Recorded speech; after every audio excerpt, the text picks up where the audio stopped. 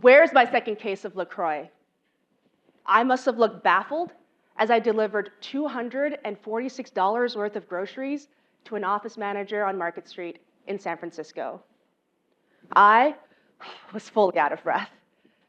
I just climbed up 5 flights of stairs carrying a good 40 pounds of groceries, and what I get is not a thank you, but an accusation. Where's my damn LaCroix? What she didn't know was that as I was biking over to her office, I almost got into a car accident. The Mercedes adjacent to me swerved into my lane, and to dodge him, I had to hit the curb. I was ultimately okay. But the unfortunate victim of that journey was that second case of LaCroix. Had I been seriously injured, I would have been compensated. Nothing.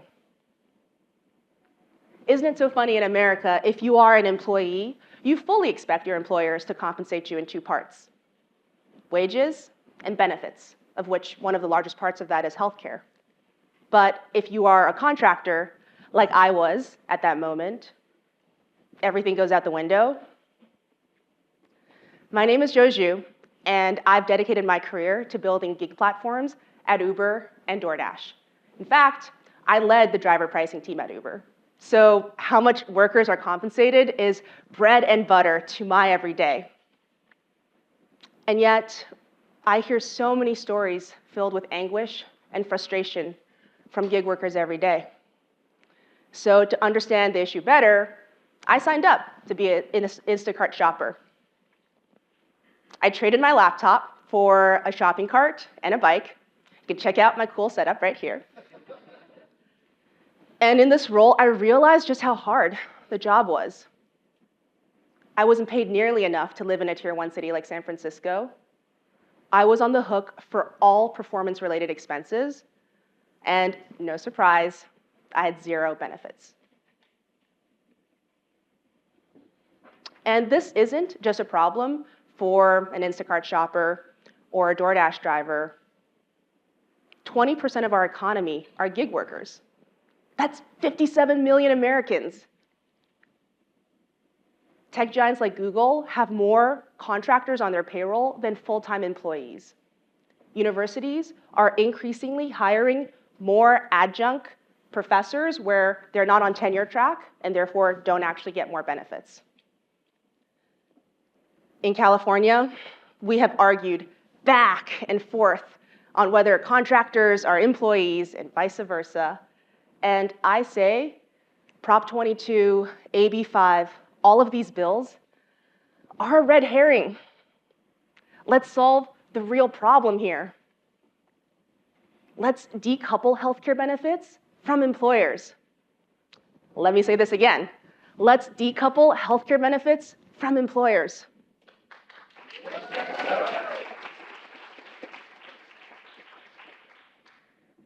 Right now, the way our system is a historical accident.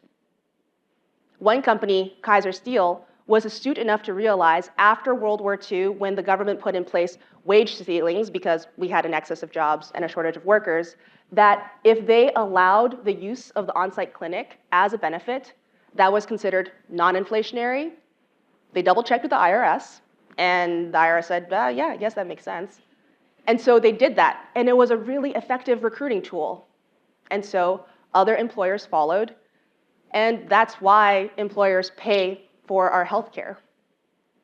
And look, this makes sense in 1940s when an American stayed in one job their whole lives. But we're now in the next century, where a worker changes jobs more than 5 times before they even turn 30. This system no longer makes sense. Why should switching jobs from driving at GM as a factory worker tester to driving for Uber have anything to do with your health insurance? Let me confess, I'm Canadian.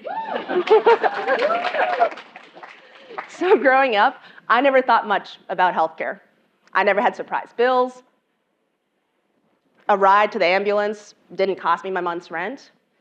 And everything I needed, from medication, to surgeries, to services, we're all covered. And when you have chronic illnesses like diabetes, life-sustaining drugs like insulin costs less than $12 a pop versus north of $100 here. All the while, infant mortality rates are lower and health expectancy is higher. And just look at how much more the US spends on healthcare. Double that of Canada's. This past month, lawmakers in California had the rare opportunity to overhaul the California healthcare system by providing medical coverage for every single resident. That bill was killed before it even made it onto the floor because critics said that it was too crazy and too expensive.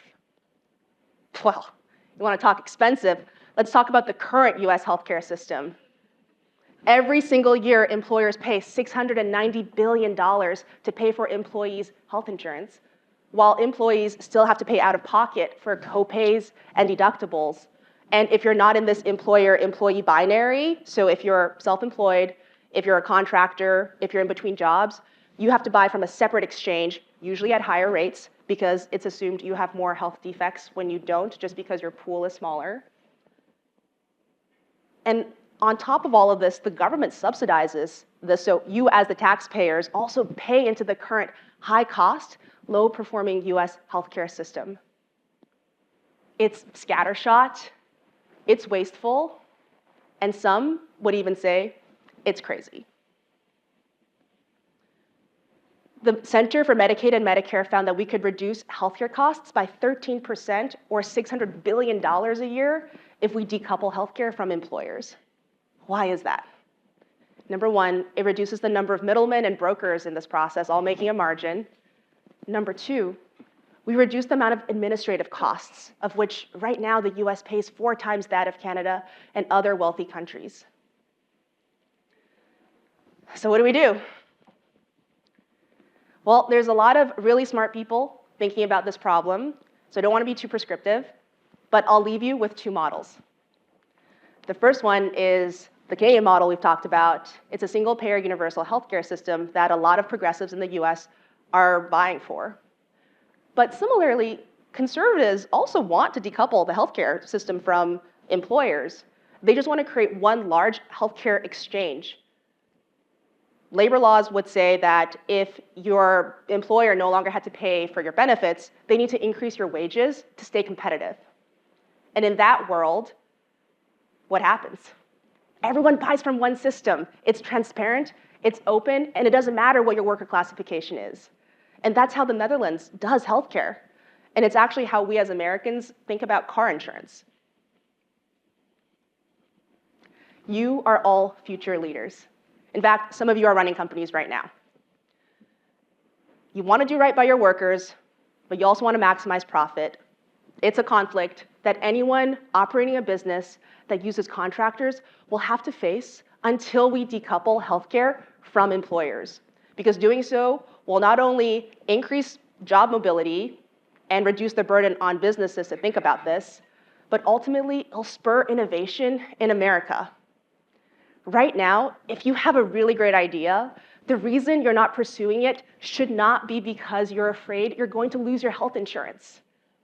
The current system is creating friction to entrepreneurship. We're always afraid of the next bubble. We had the internet bubble in the 2000s, the housing and credit crisis in 2008. We're currently in a student debt crisis. But what happens when 1/5 of the US economy has a rainy day and no safety net to fall back on? Imagine yourself, or your friends, or your family, biking, delivering your groceries, and then out of nowhere, a car beelines you to the curb. One medical bill, one emergency room visit will push you to the brink of financial ruin. This is the reality for 57 million Americans, and that number is only increasing, while health outcomes are decreasing. Decoupling healthcare from employers is not crazy. It's common sense. Thank you.